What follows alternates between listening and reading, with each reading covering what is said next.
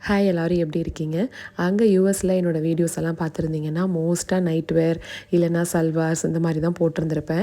So நான் அங்கேருந்து வர்றதுக்கு முன்னாடியே டிசைட் பண்ணது தான், முடிஞ்ச வரைக்கும் இந்தியா போனதுக்கப்புறம் எல்லா ஃபங்க்ஷன்ஸ்க்குமே saree கட்டிக்கலாம் அப்படின்னு. குலதெய்வம் கோயிலுக்கெல்லாம் வேறு போயிட்டு வந்தாச்சு இல்லைங்களா, அதனால நவி ஊரில் தான் கறி விருந்து வச்சுருந்தாங்க, அங்கே தான் போயிருந்தோம். சாரியோட மெட்டீரியல் பார்த்தீங்கன்னா டோலா சில்க் அப்படின்னு சொல்கிறாங்க.